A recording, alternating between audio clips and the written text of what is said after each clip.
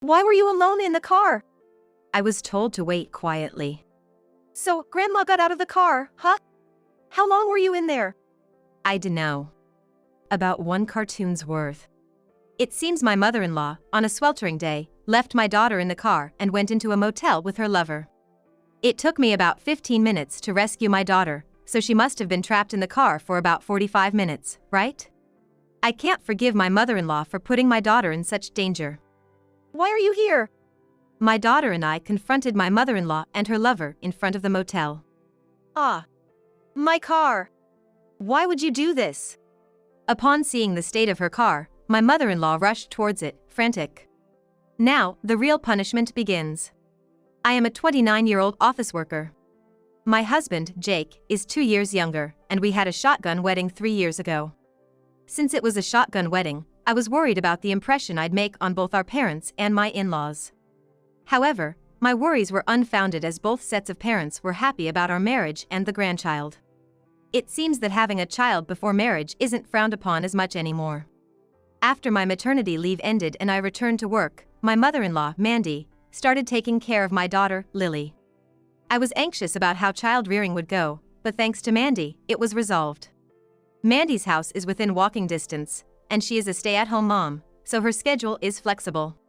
She would come over around the time my husband and I went to work, and would leave when we came home. Mandy, thank you for watching Lily.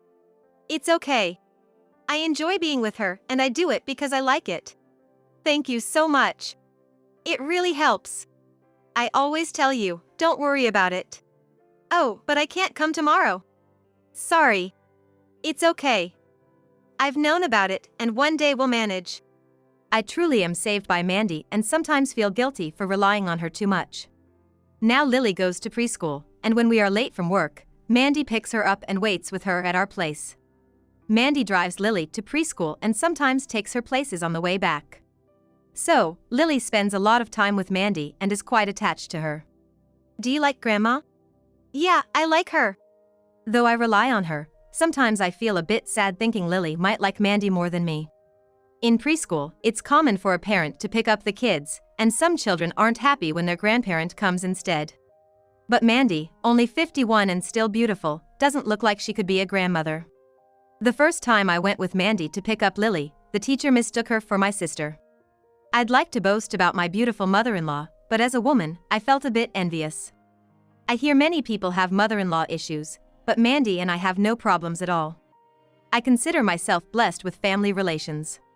However, this was a misconception, and I was unaware that a problem was starting to arise. Thankfully, today Mandy went to pick up Lily from preschool again. Or at least, that's what was supposed to happen, but when I finished work and got home, nobody was there. Jake probably hasn't returned from work yet. If Mandy and Lily aren't here, they must have gone somewhere together. Usually, I wouldn't worry too much if Lily wasn't at home, as I'd expect Mandy, her grandmother, to be with her. But today I'm later than usual, and it's already 7 p.m. What should I do? Should I call Mandy to check in? But I always feel like I'm rushing her back when she's been so good to look after Lily all the time.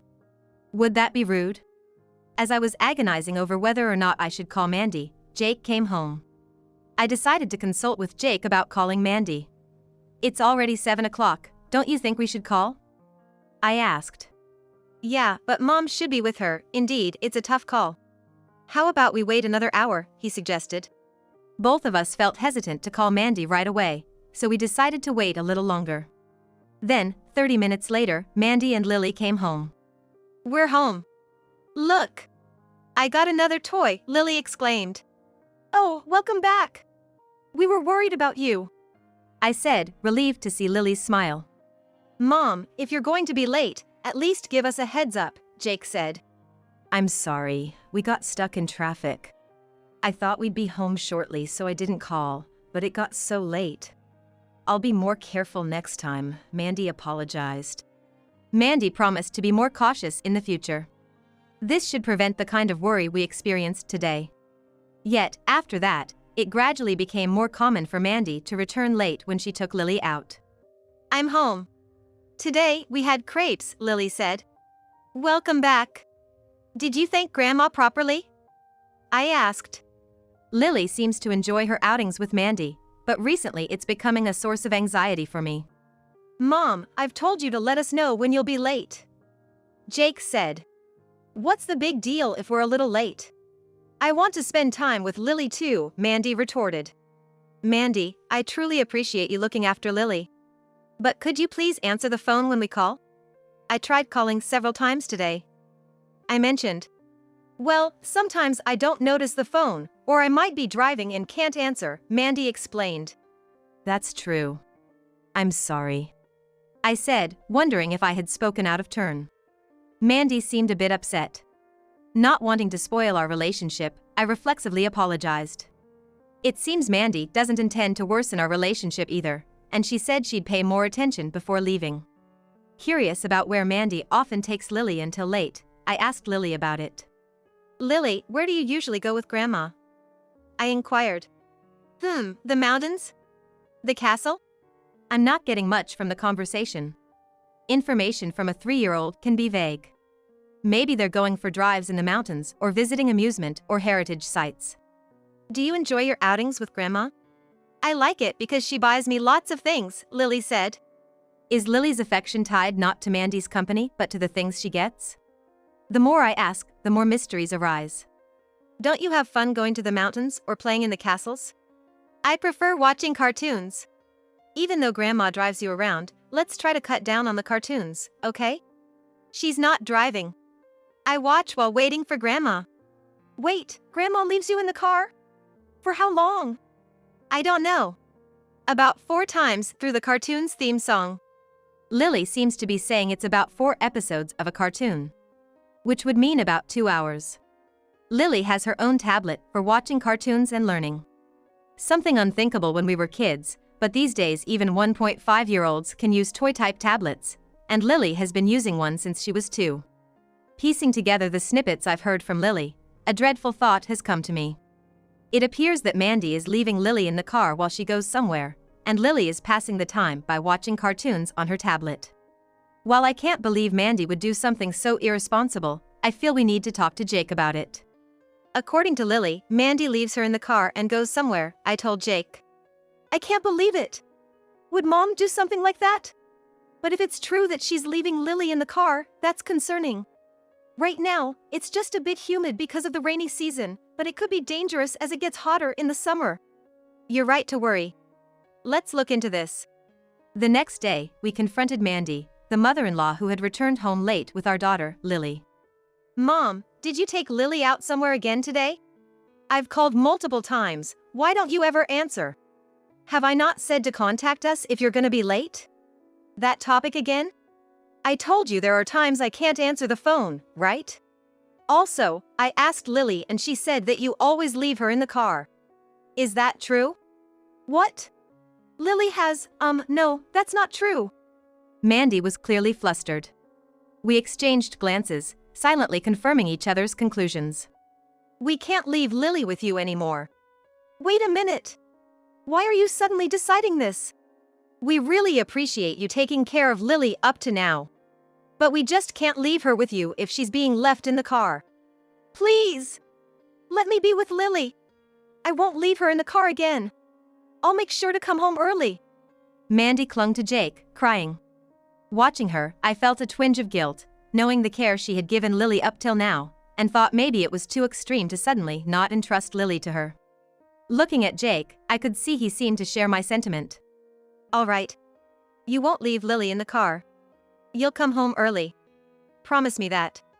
And if you break that promise, there won't be a next time. I understand. I'll absolutely keep my promise. After that, Mandy kept her word and started coming home early. Lily also confirmed that she wasn't being left in the car anymore. It was a relief that Mandy was a person who could be reasoned with. However, that relief was short-lived as a month later, she started coming home late again. Mom! We said there wouldn't be a next time. And yet, you're coming home late again. I'm sorry. I'll be more careful from now on. I couldn't believe Mandy's words and looked at her coldly. Looking at Jake, I could tell he felt the same. We can't leave Lily with you anymore. How can you say that? What will happen to Lily if I don't go pick her up? There are other options like after-school programs or babysitters. That's terrible. It's pitiful for Lily. Let me go pick her up. Mandy's tantrum, like that of a child, left us bewildered.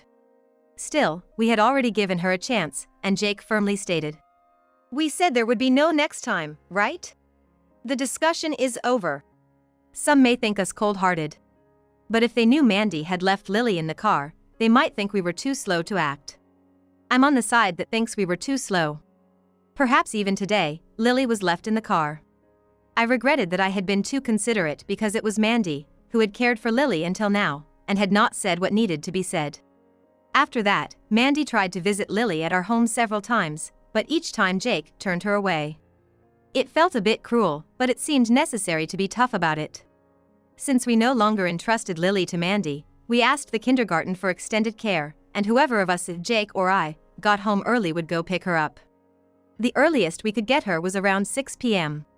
That's about 2 hours later than before, and I worried about the mental strain on Lily.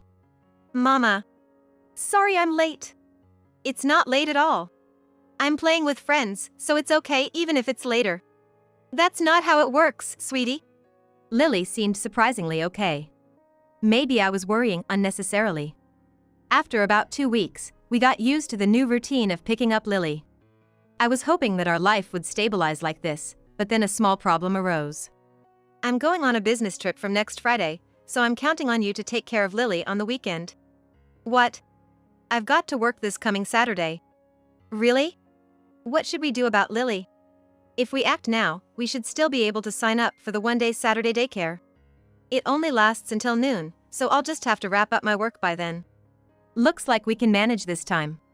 But it does worry me that we might not always be able to handle situations like this in the future. On Saturday, I hurried through my work and went to pick up Lily from kindergarten. But then a big problem occurred. Huh? Lily's mom? Your grandmother came to pick her up. What? That can't be right. I heard she was coming because both of you parents had to work. I didn't ask Mandy to pick her up, and how did she even know that I had left my daughter at daycare on a Saturday? As I was pondering this, I received a text on my smartphone. The message indicated that my daughter's life was in danger. Trying to keep my cool amidst the panic, I rushed to Lily's location. When I arrived, I was shocked. It was a motel, complete with a mountain nearby and a castle-like exterior. Was this what Lily meant when she said she was going to the mountain and castle with Mandy? I searched for Mandy's car in the parking lot, fighting off the panic. There it is! I ran over to Mandy's car. Lily was inside, so I first knocked on the window to check on her. She was conscious but drenched in sweat and clearly exhausted. It's late July, and I remember the weather report this morning warned of a continued heat wave. It must be over 95 degrees, and the car interior would be even hotter. How long had Lily been trapped inside? I couldn't forgive anyone for doing this to her. 2 hours after I arrived at the motel, Mandy emerged with a man I didn't recognize. She had a flirtatious look on her face as she hung on the man's arm, but when she saw me and Lily standing outside, her expression reverted to the usual grandmotherly face we knew. You too! What are you doing here? Seemingly in disbelief, Mandy glanced at the parking lot to check on her car.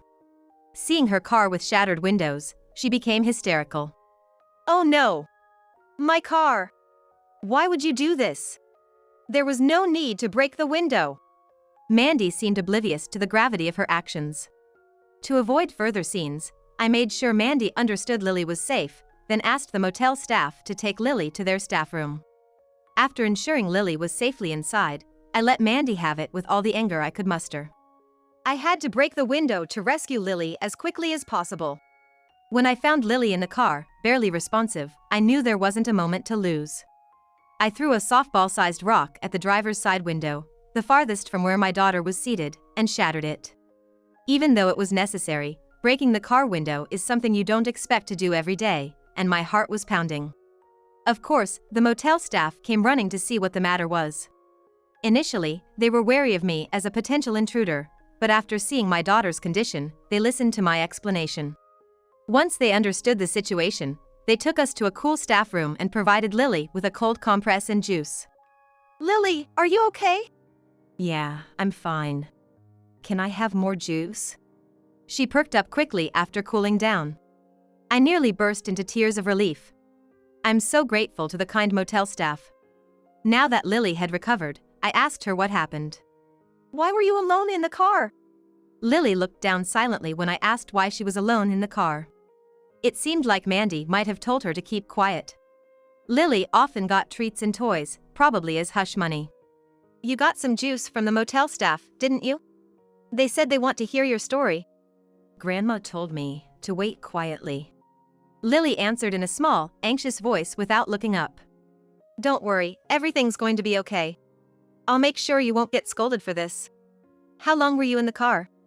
For the duration of one cartoon. So, after watching that cartoon, you contacted me, right? Yeah. It took about 15 minutes for me to receive the email and arrive at the motel, so Lily was probably trapped in the car for about 45 minutes in total. At first, the air conditioning had kept the car cool, but as the engine was turned off, the interior must have gradually heated up. Lily must have sent me a SOS text after she couldn't stand the heat inside the car once the cartoon had finished.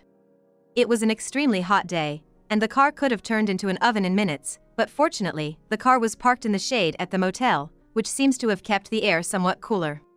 Still, the thought of what might have happened if I had been just a bit later sends chills down my spine. The motel staff listened to Lily's story with curiosity. I answered their implied question. This is why my daughter reached out to me for help. I showed them the screen of the tablet I had given Lily. This yellow icon is an app that lets you easily send a text to a preset location in an emergency. It's simple to use, just open the app and tap this button here. It's set to send a text with the time and place to my phone. After Mandy first left Lily in the car, I warned her to be more careful next time and forgave her, but I couldn't just leave Lily in her care again without taking some kind of action. So, I installed this app on the tablet just in case, and taught Lily how to use it. For Lily, who's adept at using a tablet, operating this app was a piece of cake. That's how I managed to end up here at this love motel, to rescue Lily, and stand before Mandy right now. So, you wanted to take care of Lily just as an excuse to have the freedom to sneak around for your affair, huh? Saying you're going out to dine with friends every time you have an affair would eventually raise suspicions. But how did you know to pick up Lily from preschool today when it's Saturday? I thought I might be turned away, but I went to pick her up to take my granddaughter out. When I got there, no one was home, and the house was empty. So I wondered if maybe the two of them had left Lily at preschool because of work. That's why I peeked into the preschool. And there was Lily. Your purpose wasn't really to spend time with Lily, was it? You just used her as a tool to cover up your affair, planning to lie later about wanting to play with her, right? My anger grew as I realized how Lily's life had been put in danger and how she had been used as a tool to conceal an affair. As I continued to scold Mandy, shrinking back more and more, the timid lover who had only been observing till now tried to interject into the conversation. I'm sorry, I was wrong too. Quiet. Your story can wait. Though they mustered the courage to speak up, they shrunk back even more than Mandy at my sharp rebuke. Right now, I'm talking to Mandy, and I don't want to be disturbed. Don't you understand how dangerous it is to leave someone trapped in a car? But I did give her a drink, and it was only for a short time. What part of 2 hours seems short to you? In this heat, Lily was nearly at her breaking point. But I couldn't just bring her into the motel. Obviously. But what kind of person takes a child to the scene of an affair? The responses I got back from Mandy started to seem so absurd that it felt pointless to continue arguing. This is beyond what I can handle. All right, enough with the excuses. Officers, I apologize for keeping you waiting. Eh? The police? After rescuing Lily, I had already called the cops. I asked if I could speak with Mandy before they came in, so the officers were waiting out of sight. Mandy's face turned pale when the cop showed up. And, by the way, her lover's face turned pale too. Isn't calling the police a bit much? Did I really do something so terrible? You'll realize just how bad what you did was when you're at the police station. Mandy and her lover were put in the patrol car and taken to the station. After seeing them off, I headed to the motel staff room where Lily was. I'm so sorry for the inconvenience. I couldn't apologize enough to the motel staff. But they were all so kind, joking and telling me to come back with just my husband next time. I'm not usually one for racy jokes, but this time I felt no disgust, just relief that I wasn't scolded. Shall we go home, Lily? What about Grandma? She went home earlier with that man. So, let's go home with Mom. Before leaving the staff room, I apologized. Mandy was facing multiple charges, including false imprisonment, kidnapping, and abuse. It seems she took leaving Lily in the car too lightly, and my own awareness was also too lax. The final sentence was a year in jail. Mandy was charged with crimes beyond what I had imagined, and I was shocked. The most severe of her crimes was apparently the false imprisonment, which carries no fine but only imprisonment. I learned a lot from the police. Mandy's affair had started last fall. However, she had met her lover about 3 years ago and had been pursuing him ever since. What was she thinking at her age? Lily had managed to get through the winter in the car with blankets and warm drinks. But trapping a child in a car is dangerous no matter if it's winter or summer. I'm just glad she's okay. The lover was a 42-year-old man she met on a dating app. It seems they were buying my daughter things and keeping her quiet. The lover turned out to be married, and now Mandy was being sued for damages by his wife. My father-in-law had enough of Mandy's infidelity at the age of 51 and divorced her. Of course, we cut ties as well. So when Mandy gets out in a year, she'll be completely alone. She won't have anyone to rely on, will have to find a job and a place to live, and will lead a lonely life. Even after she gets out of jail, her hellish days won't be over. Thankfully, Lily seems fine and healthy, even after being left in the car on a scorching day. But there's one problem. Aren't we going to the castle anymore? While Mandy and I were having our showdown outside the motel, it seems Lily was treated to a parfait by the staff. She wants to go back to the castle because she wants that parfait again. What kind of parfait was it? It was this big, with a cherry on top. Well then, let's go get an even bigger parfait. The one that's covered with strawberries on top. That's how I always manage to distract her. I'm praying she'll forget all about the castle by the time she's older. Also, this incident has made me reflect on the need to treasure Lily more. So, I quit my job and switched to part-time work. Now I have more time with Lily, and we're enjoying peaceful, fun days.